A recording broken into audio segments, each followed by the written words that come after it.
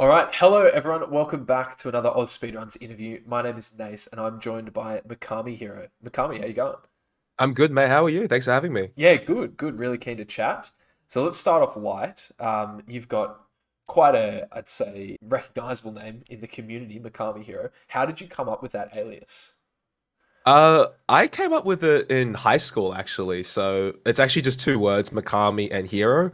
I used to watch a lot of anime, so Mikami was from Death Note, and Hero is from Fire Emblem. So like the different classes of characters you can make. My favorite class was always a hero, so I just put the two together. Nice. Yeah, awesome. And so going back, I guess, tell us about your sort of a gaming experiences growing up. Like, were you always someone that was like playing through games as quickly as possible, or were you a bit different when you were a kid? Really different as a kid. I was just kind of playing things, finishing them if I could, and then just moving on to the next thing. I think I stumbled upon speedrunning at some point in high school, so like around '07, '08, but I didn't really understand it only because they were just doing crazy things that I couldn't comprehend. So I kind of ignored it for the most part up until like when I picked it up again, like much later. Yeah, and so what was it that sort of got you into speedrunning and got you started playing? I saw I think it was an SGDQ run by Narcissa Wright. They did like this Ocarina of Time 80% speed run in 20 minutes. And it was like on the sidebar of like the YouTube recommended list at the time. And it's like said like 22 minutes. And I'm like, oh, there's no way. Like this game took me weeks to finish. And then I watched the run and I kind of got hooked from there because Narcissa explained like the tricks really well, like in really layman's terms that even I could understand, having not been a speedrunner at the time. So that kind of got me interested in like looking up like more things about it, watching a few streams, and then deciding to try it myself. Mm. And so Ocarina of Time is obviously a game that you're very attached to in the speedrunning community. Was that a game that you just loved as a kid? Was that a big part of your childhood?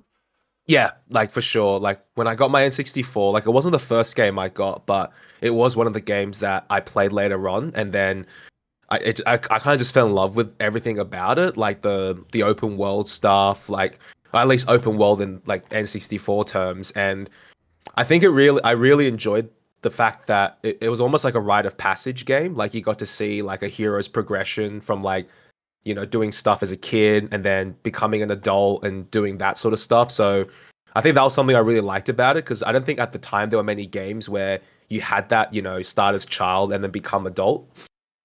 Yeah, cool, cool. And so now speedrunning it, what sort of draws you to the speedrun itself? I mean, I know there's a whole lot of categories, but sort of generally the game, what's drawing you to speedrun that as opposed to just playing it casually?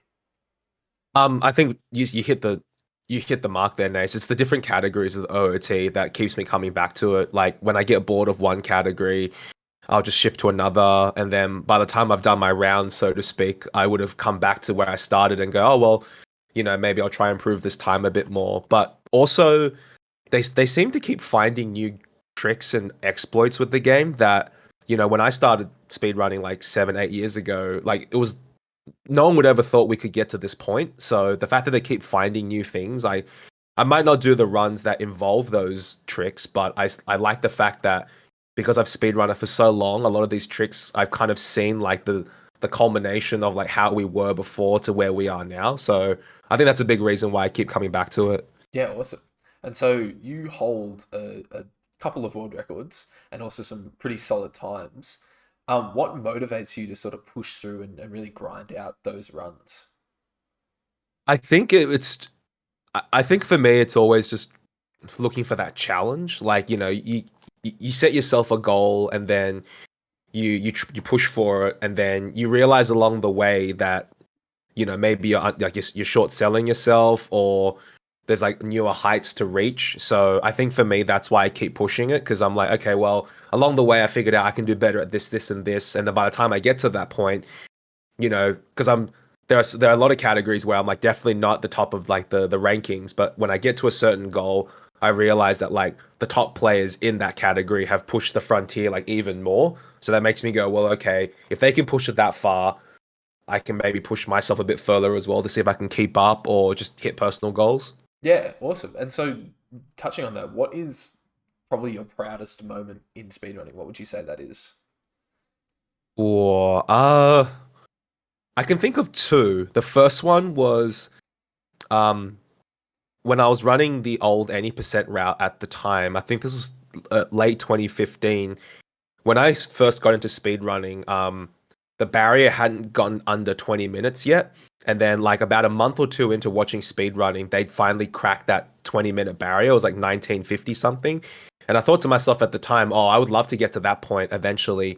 And then, so like a year into my speedrunning, I realized that, I was running an older route at the time, but I was getting pretty close to what the world record had been when I started watching. And so I just set myself that goal of like, okay, let's try reach this point to prove to myself that I can do this.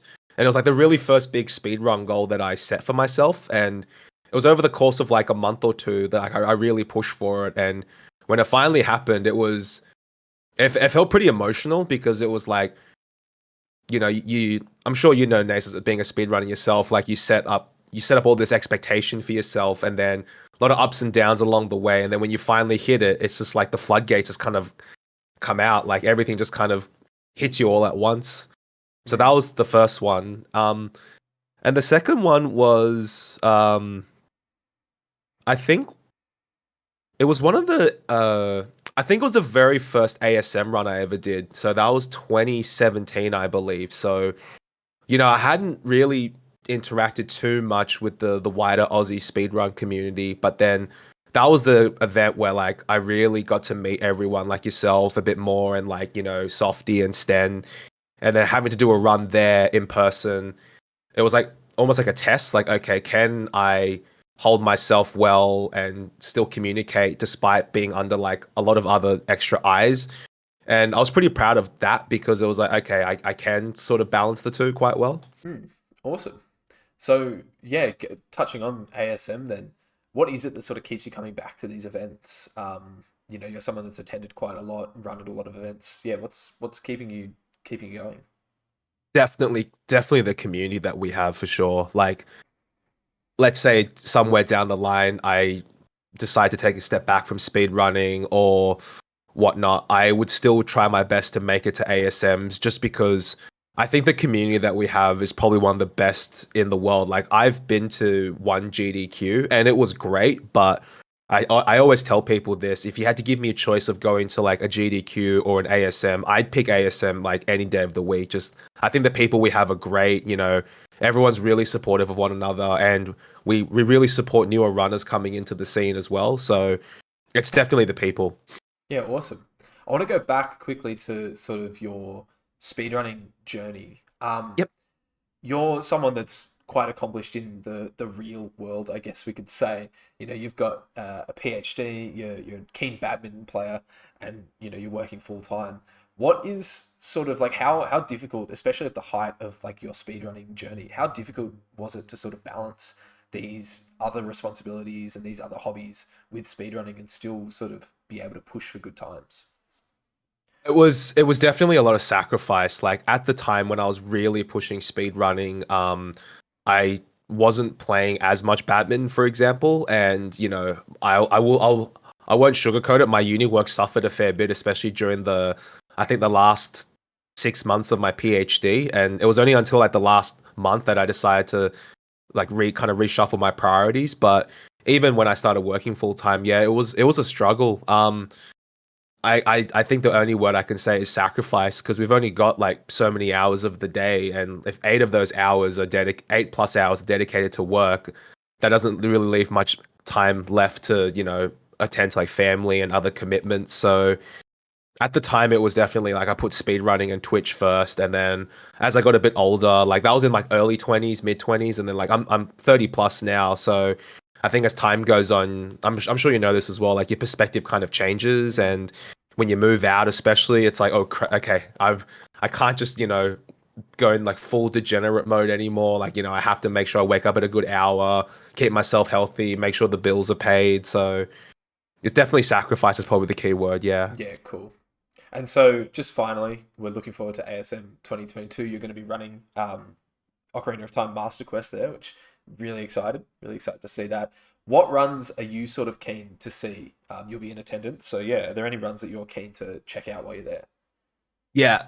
So The two I can think of are your Skyrim run because Oh, like I know you've been more of a thug guy, Tony Hawk guy, so seeing that kind of change I think will be really interesting because I think you know as well like us speedrunners have trouble branching out of our comfort zone. So the fact that you're doing that with something so different I think is really sick.